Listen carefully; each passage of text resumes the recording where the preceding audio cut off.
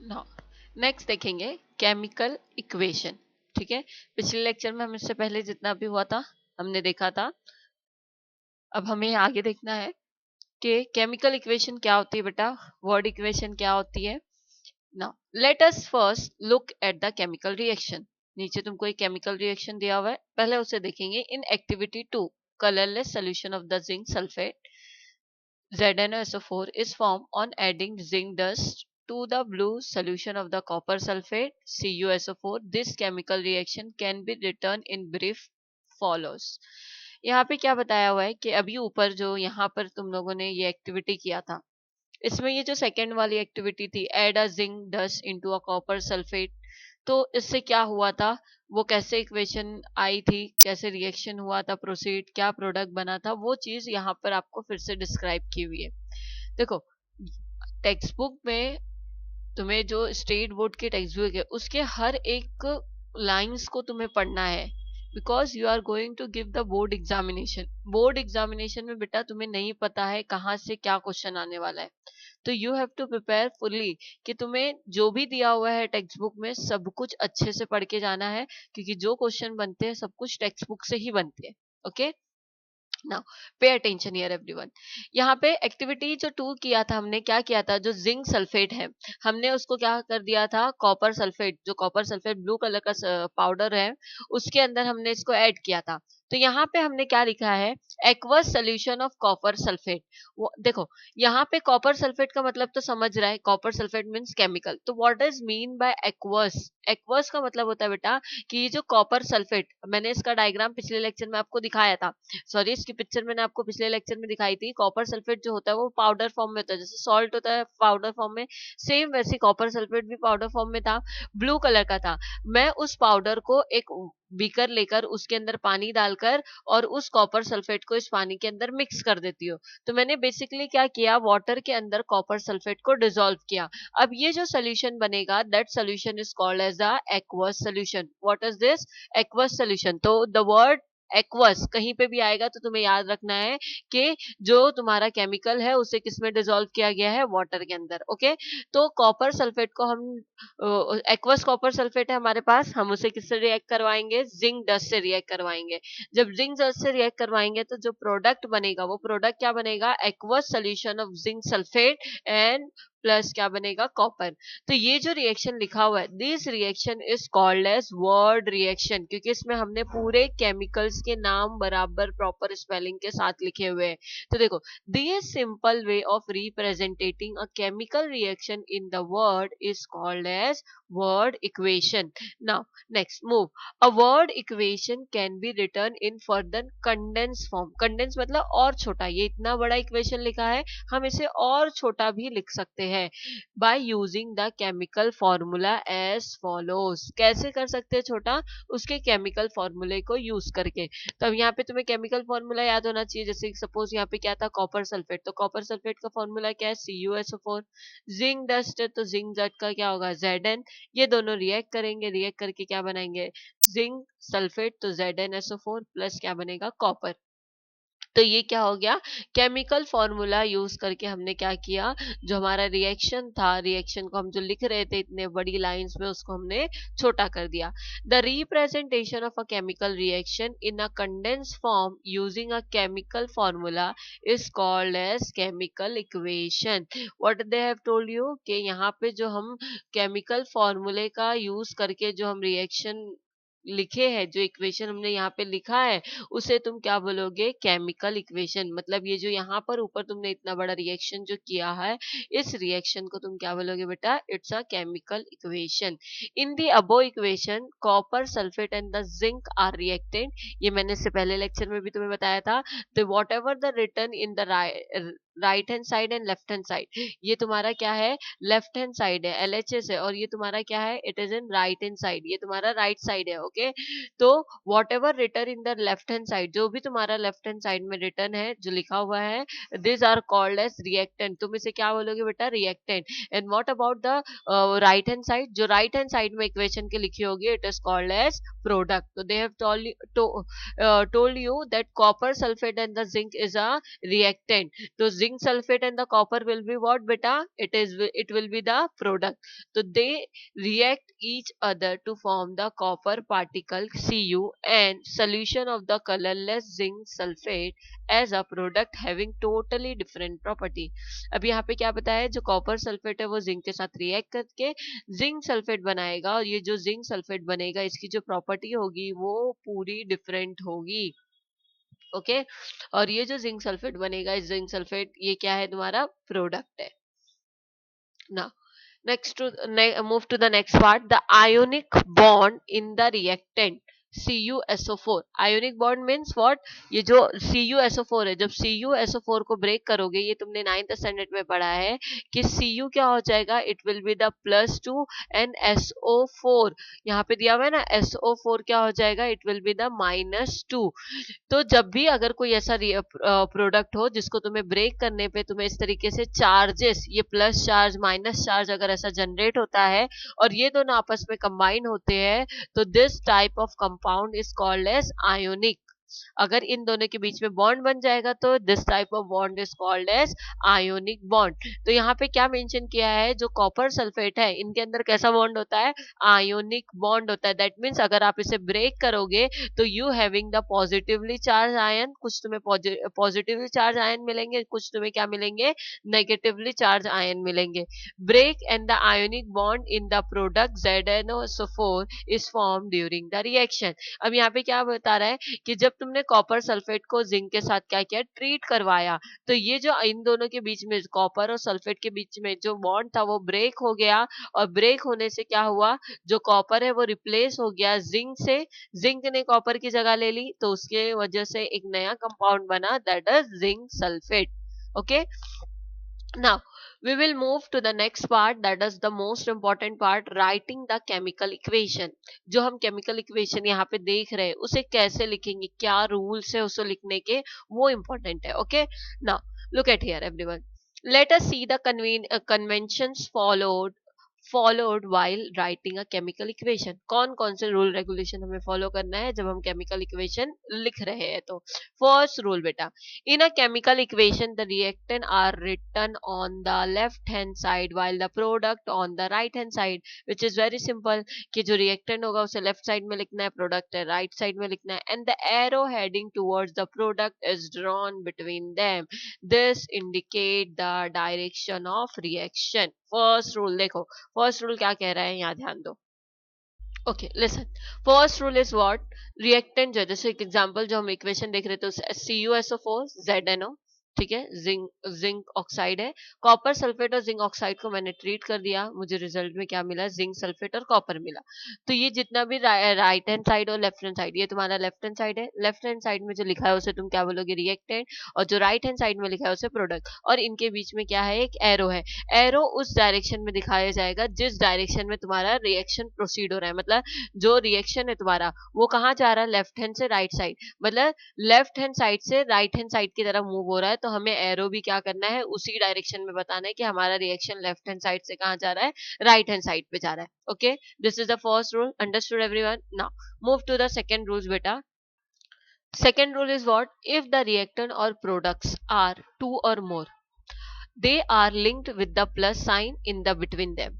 For example, the equation 2, a plus sign is drawn between the reactant of the CuSO4 and zinc. Similarly, the plus sign is drawn between the product ZnSO4 and copper. अभी देखो यहाँ पे ये क्या बता रहा है, देखो बड़ा सिंपल है. उसने क्या बोला कि अगर तुम्हारे पास रिएक्टेंट एक से ज्यादा है या प्रोडक्ट एक से ज्यादा है, तो तुम्हें क्या करना है, जब भी तुम लिखोगे तो उनके बीच में तुम्हें प्लस साइन लगानी. दिख रहा है यहाँ पे तुम्हें रूल नंबर 2, CuSO4 प्लस दिख रहा है, देन क्या है, ZnO है, ठीक है, एंड देन एरो है, फिर उसके बाद जो दो प्रोडक्ट है, दोनों प्रोडक्ट के बीच में क्या है, प्लस साइन. तो this is the second rule.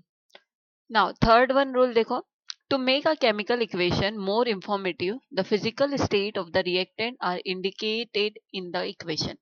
अभी थर्ड रूल तुमको ध्यान देना है थोड़ा, ये भी इम्पोर्टेंट है कैसे देखो, अभी तुमने इक्वेशन लिख दिया, तुम्हें पता हो गया कि तुम्हारे रिएक्शन में जो लेफ्ट हैंड साइड है वो रिएक्टेंट है, जो राइट हैंड साइड है वो प्रोडक्ट है। अगर एक से ज्यादा प्रोडक्ट या रिएक्टेंट है तो हमें उन दोनों के बीच में क्या करना है, प्लस साइन असाइन करना है। बट हमें और भी अगर इंफॉर्मेशन देनी है रिएक्टेंट और प्रोडक्ट की, तो हम कैसे देंगे? तो सबसे पहले हम इंफॉर्मेशन दे सकते हैं कि जो हमने रिएक्टेंट यूज किया है या जो हमारा प्रोडक्ट बना है, विच इज ये कौन से स्टेट में है। तो their gaseous state, liquid, solid state are indicated by written the letter GLS। देखो यहाँ पे क्या दिया हुआ है, जैसे सपोज करो तुम्हारे पास कॉपर सल्फेट है, ठीक है, ये कॉपर सल्फेट यहाँ पे क्या लिखा है, AQ लिखा हुआ है। AQ का मतलब क्या होता है, जरा ध्यान दो।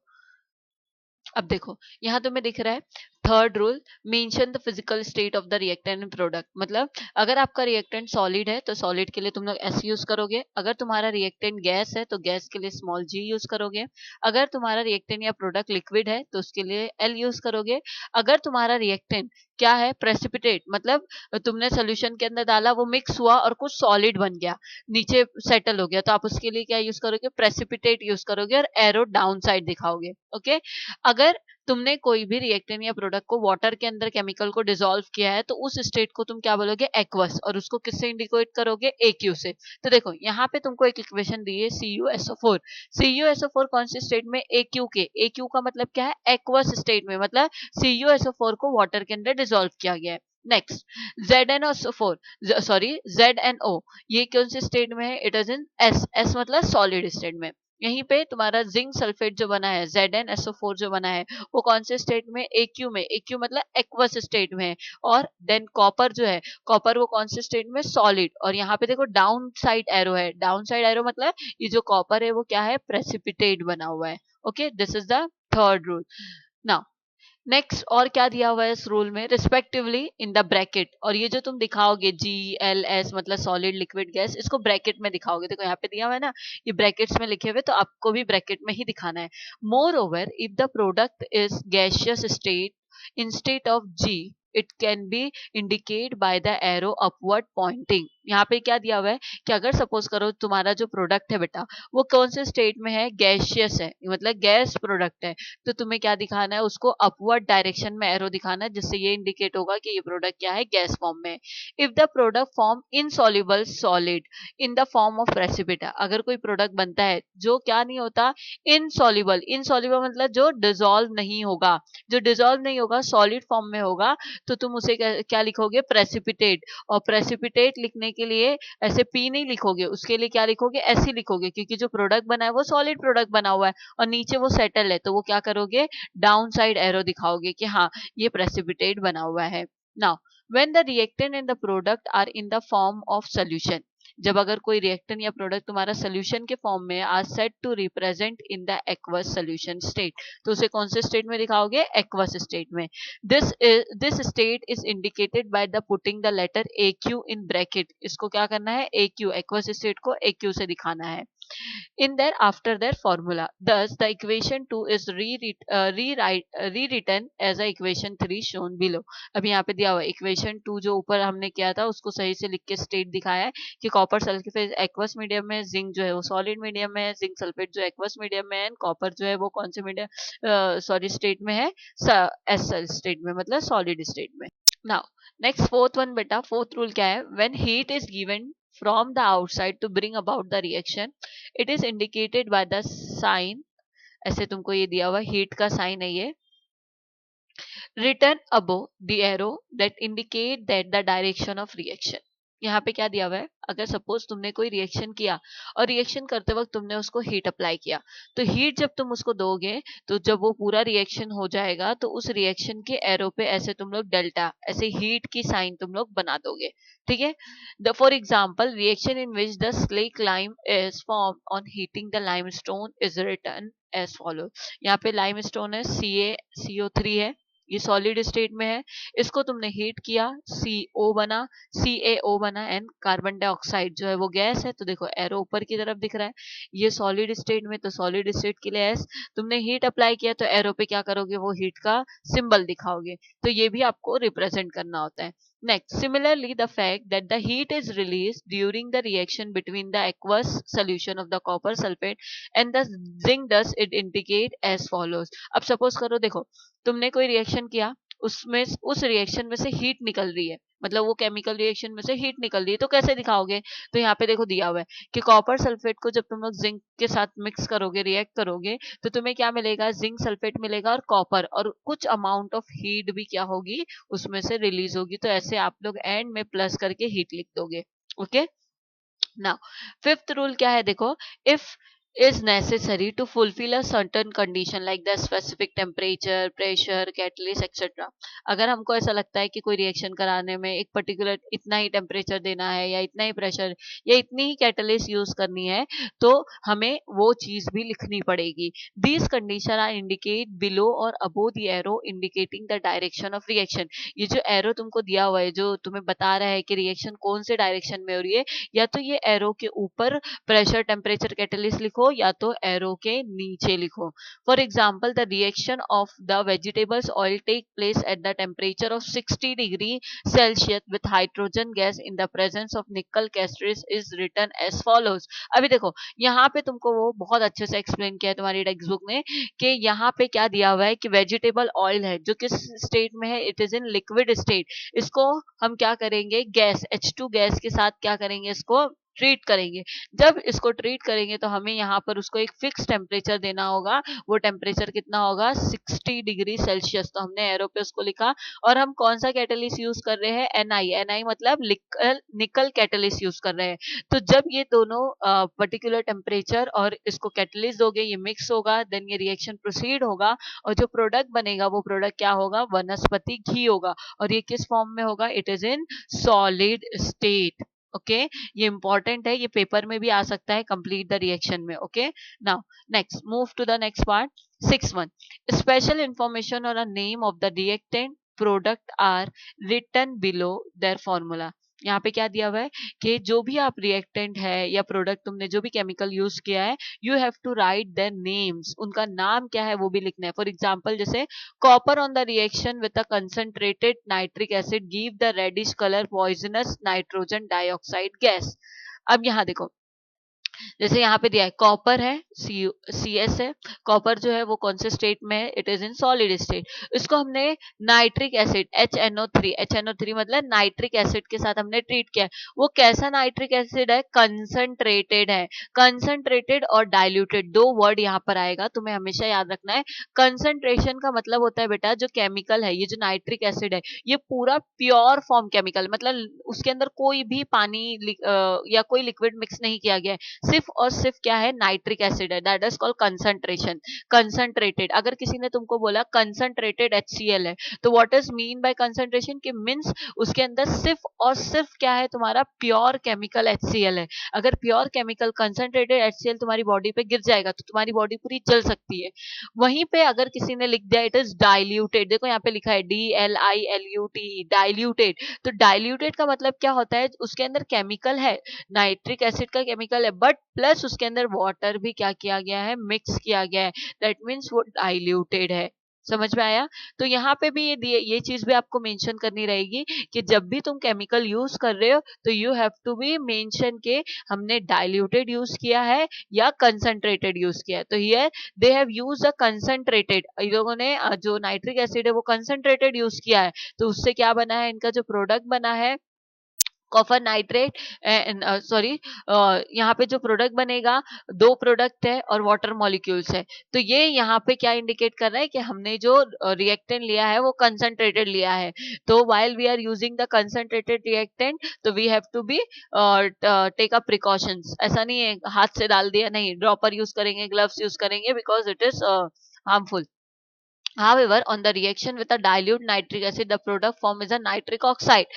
यहाँ पे दिया हुआ है कि जब वही चीज, जैसे तुमने कॉपर के साथ नाइट्रिक एसिड को ट्रीट किया तो तुम्हें कॉपर नाइट्रेट मिला। तो सेम थिंग, जब यहाँ पे तुमने कॉपर को डाइल्यूटेड नाइट्रिक एसिड के साथ ट्रीट किया तो तुम्हें क्या मिला? नाइट्रिक ऑक्साइड मिला। ठीक है, सॉरी, यहाँ पे भी यहाँ पे कॉपर ऑक्साइड मिला था, यहाँ पे भी तुम्हें क्या मिलेगा? कॉपर ऑक्साइड मिलेगा। देन नाइट्रोजन गैस फॉर्म होगा एंड H2, सॉरी, मिस्टेक हो गई थोड़ी सी, यहाँ ध्यान दो, वापस देखो। जो तुम्हारा कॉपर है, इसको हम nitric acid, concentrated nitric acid के साथ जब ट्रीट करोगे तुम्हें कॉपर नाइट्रेट मिलेगा, देन नाइट्रिक ऑक्साइड मिलेगा and water molecules. Same thing यहाँ पर भी है कि यहाँ पर भी मेंशन किया गया है कि हमने instead of taking a concentrated we have taken the diluted हमने नाइट्रिक एसिड यूज किया है। यहाँ पे भी हमें क्या मिला है, कॉपर नाइट्रेट मिला है, नाइट्रिक ऑक्साइड मिला है एंड देन वाटर मॉलिक्यूल्स। तो यहाँ पे जो मेन चीज मेंशन करनी थी वो ये था कि जो हम केमिकल यूज कर रहे हैं वो उसका किस फॉर्म में, मतलब वो कंसंट्रेटेड है या नाइट्रिक है, मतलब डाइल्यूटेड है, sorry. Now, move to the next part. That is a new one experiment they have given you. Apparatus है, टेस्ट ट्यूब लेना है, conical flask and balance etcetera. Chemical है sodium chloride and silver nitrate. करना क्या है, बहुत simple सा procedure करना है तुम्हें। Procedure first, take a sodium chloride solution in the conical flask and silver nitrate solution in the test tube. देखो यहाँ पे तुम्हें ये वाला जो बीकर है it is a conical flask, और इसके अंदर जो ये जो रखा हुआ है छोटा सा, it is called test tube. तो तुम्हें क्या करना है, कोनिकल जो फ्लास्क है, ये जो कोनिकल फ्लास्क है इसके अंदर तुम्हें सोडियम क्लोराइड लेना है, ओके। और ये जो टेस्ट ट्यूब है, इस टेस्ट ट्यूब के अंदर क्या लेना है, सिल्वर नाइट्रेट सोल्यूशन लेना है, ले लिया। अब उसके बाद second one, tie a thread to the test tube and insert it carefully into the conical flask. Make the conical flask airtight by fitting the rubber cork. अब यहाँ पे क्या बताया है कि पहले टेस्ट ट्यूब में सोल्यूशन लिया, इस बीकर में सोल्यूशन लिया, ओके। अब तुम्हें इसे टेस्ट ट्यूब को ऐसे धागे से बांध लेना है, क्योंकि ये बाहर है, अभी तुमने इसको भरा है, इसको धागे से बांध करके क्या करना है, इसके अंदर धीरे से रख देना है, जैसे ये रखा है ना इसने, और फिर उसके बाद ऊपर से इसको कवर कर देना है, टाई कर देना है अच्छे से। Next third one, weigh the conical flask with the help of balance. ये जो बैलेंस मशीन है उससे वेट करना है, तो यहाँ पे वेट तुम्हें दिख रहा है कितना है, 300.23 ग्राम है, okay. Next, now till the conical हाँ, now the till the conical flask and mix the solution present in the test tube with the solution in the conical flask. करना क्या है, अभी जैसे कैसे थोड़ा सा टिल कर दो, घुमा दो, घुमाने से क्या होगा, जो टेस्ट ट्यूब का सोल्यूशन है वो क्या हो जाएगा, बीकर के सोल्यूशन से मिक्स हो जाएगा, okay. Next, the weight of the conical flask again, अब तुमने इसको मिक्स कर दिया, वापस से इस कोनिकल फ्लास्क को लेके जाके क्या करो, वेइंग मशीन पे रख के बैलेंस करो, तो देखो उसका वेट कितना आ रहा है। तो एज यूजुअल हमने कुछ किया ही नहीं, बस मिक्सिंग किया, तो वेट तो सेम होगा, okay. Next, which change did you find? Did any insoluble substance form? Was there any change in the weight? यहाँ पे क्या बोला कि क्या तुमने चेंज देखा, क्या कोई सब्सटेंस नया बना जो इनसॉल्युबल है, मतलब इसमें डिसॉल्व नहीं हुआ, या फिर जो इसका वेट था, जो बैलेंस कर रहे थे हम वेट था, वो वेट चेंज हुआ। तो बहुत सिंपल सा रिएक्शन है, देखो यहीं पे दिया हुआ है, वर्ड इक्वेशन रिटर्न है कि तुमने क्या क्या, सिल्वर नाइट्रेट तुमने बीकर में लिया था, टेस्ट ट्यूब में सोडियम क्लोराइड लिया। यहाँ पे तुम्हें कलर से भी दिख रहा है, it is in green in colour, बाद में कौन से कलर बन गया, कलरलेस बन गया। तो यहाँ पे जब ये दोनों रिएक्टेंट आपस में कंबाइंड हुए, तो what they will form, they form the silver chloride, और प्लस क्या फॉर्म किया लोगों ने, सिल्वर नाइट्रेट फॉर्म हुआ। तो द अबव इक्वेशन, जो ऊपर इक्वेशन दी है, it is a word equation. इसी के हम लोग अगर केमिकल इक्वेशन ड्रॉ करेंगे तो वो ये हो जाएगा, सिल्वर नाइट्रेट का फॉर्मूला AgNO3, ये कौन से स्टेट में है, एक्वस स्टेट में था, क्योंकि ये सोल्यूशन के स्टेट में था, प्लस NaCl जो है वो कौन से स्टेट में था, again it is in aqueous state, जिसको हम सोडियम क्लोराइड बोलेंगे। ये दोनों मिक्स हुए, then they form the AgCl। AgCl mean silver chloride बना, वो कौन से कलर का बना है, it is in white in colour, दिख रहा है ये व्हाइट कलर का है। यहाँ दिख रहा है डाउन साइड एरो है, down side arrow indicate what बेटा, इससे पहले मैंने रूल्स में पढ़ाया था कि ये क्या फॉर्म हुआ होगा, प्रेसिपिटेट, मतलब जो सोल्यूशन होगा इस सोल्यूशन के नीचे बारीक बारीक तुम्हें क्या होंगे, पाउडर फॉर्म रहेंगे, दैट इज कॉल्ड प्रेसिपिटेट। और प्लस तुम्हें क्या मिला, सोडियम नाइट्रेट NaNO3। तो यहाँ पे नॉर्मली हमें जो चेंज देखने को मिला वो ये हुआ कि हमने क्या किया, नया प्रोडक्ट बनाया, बस उसकी केमिकल प्रॉपर्टी चेंज हुई, कलर चेंज हुआ, बट जो इसका वेट था, जो पहले 300.2 ग्राम था और बाद में भी क्या है, वही वेट है, ओके। तो आज के लेक्चर में, सॉरी आज के वीडियो में बस इतना ही। नेक्स्ट वीडियो में हम मिलेंगे नेक्स्ट टॉपिक पे, ओके।